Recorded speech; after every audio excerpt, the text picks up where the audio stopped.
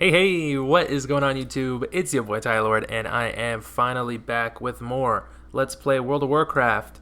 The Burning Crusade, I should say more, and the final episode of this TBC Let's Play series started all the way back in 2016. I want to say it's been about 6 years since I started this Let's Play series, and we are finally at the finale episode. Oh my goodness gracious. So we are in Shadowmoon Valley. I will be questing here until I hit very close to 69, and then I have a very special surprise at the end of the episode.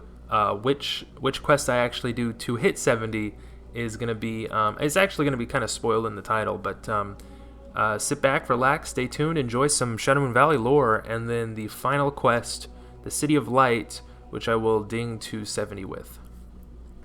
Shadowmoon Valley is found in southeastern Outland, east of Trol'kalar Forest.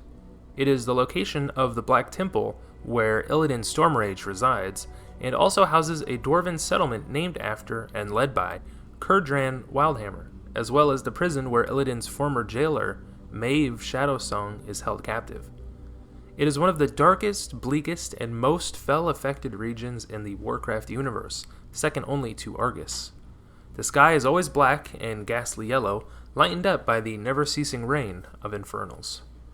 Shadowmoon Valley was once a lush moor engulfed in eternal light and lit by Draenor's two moons.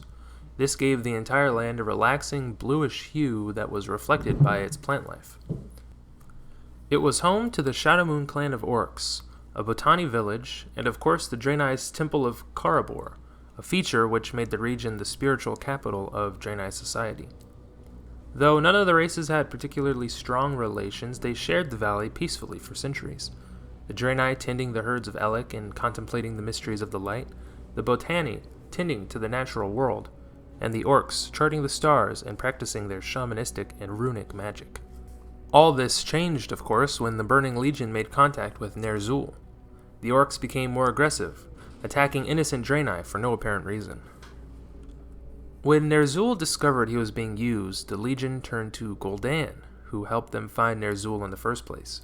Under his influence, all the orc clans were united as the bloodthirsty orcish horde, backed by powerful void and fel magic. This horde assaulted and destroyed the Draenei settlements all across Draenor, Shadowmoon included. He also used his mighty warlock magic to raise a fel-tainted volcano in the middle of the valley to sever the orcs' link to the elements. They then converged on the Temple of Karabor. To overcome its defenses, the Shadow Council performed a ritual to summon the power of the Dark Naru Kara. A great column of void energy crashed down upon the temple, warping its architecture, causing the instant deaths of hundreds of Draenei, while driving others to madness as the Void Lord's whispers overcame them. When the void energy dissipated, the horde easily dispatched most of the stragglers, and the site was renamed the Black Temple, and served as the base of the Shadow Council. The volcano, called the Hand of Gul'dan, and the Black Temple's chain of fel rulers has transformed the lush valley into a blackened wasteland under a perpetual haze of black and green smoke, and dotted with flows of green lava and green-tinted water. According to the Earthen Ring, this volcano was raised by Gul'dan himself when he severed the connection between the orcish people and the elemental spirits of Draenor through the words of the Cipher of Damnation, which were used against Cyruk, the Fire Lord. The truth is, it always existed, and the spell that severed the connection to the elements has turned the volcano fel. A vision of this act is repeatedly depicted at the Altar of Damnation, near the fel pits on the volcano's western face.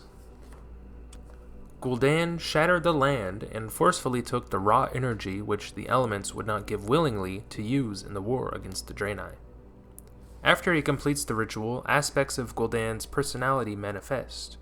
The remnants of his malice, hate, greed, pride, and corruption all appear in a pentagonal formation around the original copy of Gul'dan, which sits in the middle in a circle of magic. During the invasion of Draenor, the Alliance expedition attacked Shadowmoon Valley in order to destroy the fortress of the Shadowmoon clan, as well as retrieve the Book of Medivh that was there. The fortress itself was besieged by the Alliance, and Turan Gorfiend died there. Khadgar hoped that with the Book of Medivh he would be able to close the dark portal between Azeroth and Draenor. Although the fortress was destroyed and the Death Knights were scattered, neither the shaman nor the Book of Medivh were found. Khadgar and Turalyon used their magic to search the ruins for some clue as to the location of the Mystic Tome, but could not find any. In truth, members of the Laughing Skull clan had seized the book from Ner'zhul's stronghold before the Alliance armies could destroy it. The orcs later used it as a bargaining tool in order to convince the Alliance to help them destroy a stronghold of the Thunderlord clan in the Blade's Edge Mountains. Once Draenor was transformed into Outland and the Legion began to see potential in these shattered remnants, Shadowmoon became perpetually bombarded by infernals summoned by the Demon Lords seeking to scour any remaining life from it. When Illidan defeated Magtheridon, the leader of the legions at first in Outland, and returned from his failure to destroy the Frozen Throne, these demons converged on the Black Temple and began to lay siege to it on orders from Kil'jaeden, who wished to see Illidan punished for his failures. Some of these demons turned on the Legion and began serving Illidan, thanks to a mysterious source of magic within the temple, and Shadowmoon became the center of a demonic civil war. Ironically, the Burning Legion began making anti-demonic weaponry themselves in order to fight the Illidari. Even after Illidan's death and the return of the temple to the Draenei under Akama, it seems Shadowmoon is unlikely to recover the twilight beauty it once possessed, and remains one of the grimmest reminders of what the Burning Legion is capable of. However, the valley still retains some waning lunar energies from before Draenor's destruction. Shadowmoon Village is a horde settlement located in Shadowmoon Valley in Outland. It is defended by Kor'kron guards, the elite guards of Thrall's fortress of Grum'Ash Hold in Orgrimmar, back on Azeroth. Horde players who have reached the level of 70 are able to purchase personal flying mounts at the Wyvern stables. Shadowmoon Village also has a flight path and an inn. Several scouts are locked in battle with Infernals on the outside walls. Shadowmoon Village is commanded by Overlord Barach. The Shadowmoon Village is built with architecture that only came into use following Thrall's recreation of the Horde, implying that it is a new creation. Legion Hold is the main settlement of the Burning Legion in Outland. It is ruled by Deathbringer Jovan, a Manari Eridar, who receives his orders from a superior Eridar commander through a hologram device. The Hold is a giant factory for Fellreavers and Infernals that boost the ranks of the Legion in Outland. There are a few Fel Orcs loyal to the Legion, Doomguards, Moarg Engineers, Shivara, and lots of Fellreavers and Infernals. The Pit Lords Makazradin and Morgroran also reside here, as well as the Shivara prophetess Kavrilin. It is here that the mighty Doomwalker was created. A Shadow Council village known as Golvar used to be in this location. It is debated upon that Legion Hold might be one of the best spots to grind for Aldor reputation.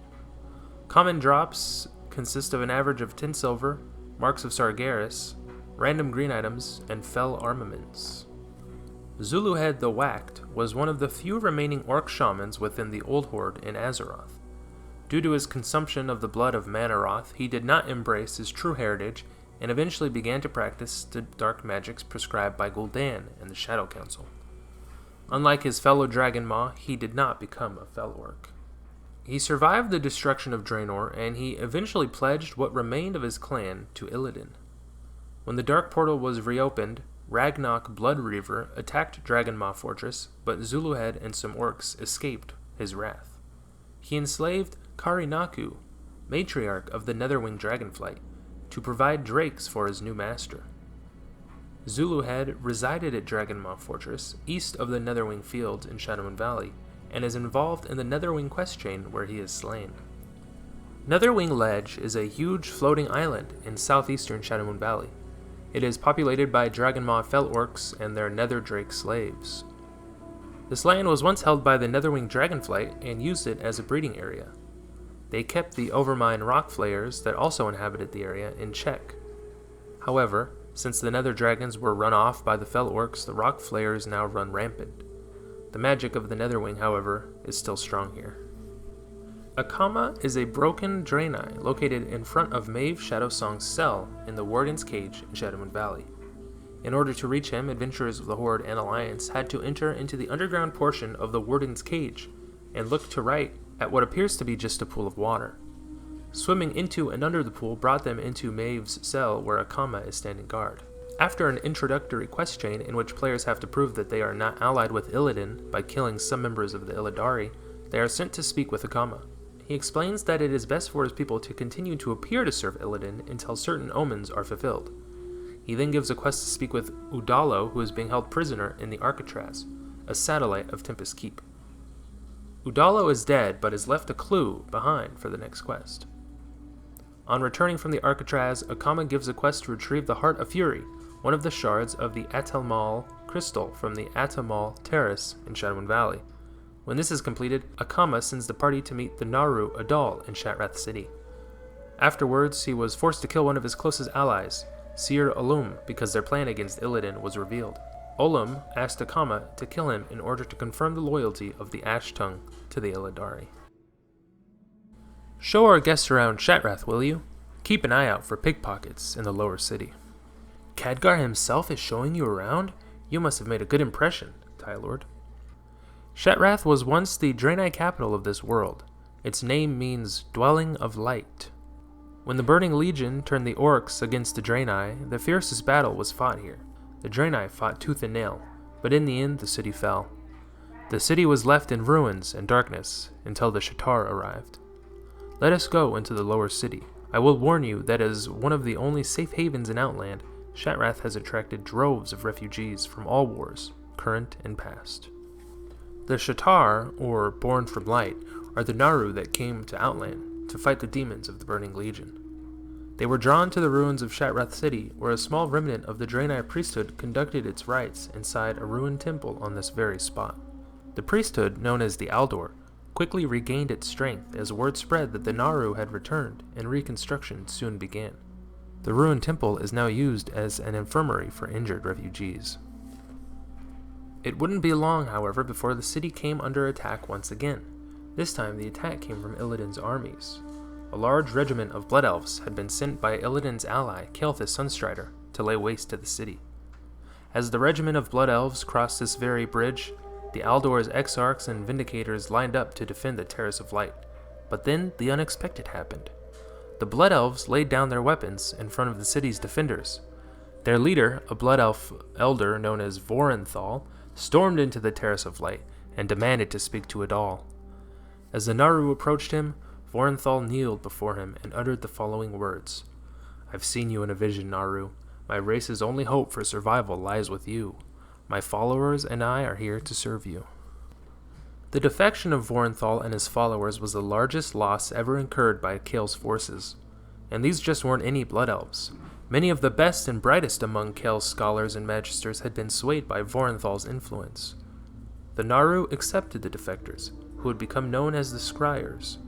Their dwelling lies in the platform above. Only those initiated with the Scryers are allowed there. The Aldor are followers of the light, and forgiveness and redemption are values they understand.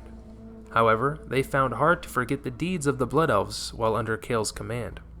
Many of the priesthood had been slain by the same magisters who now vowed to serve the Naru. They were not happy to share the city with their former enemies. The Aldor's most holy temple and its surrounding dwellings lie on the terrace above.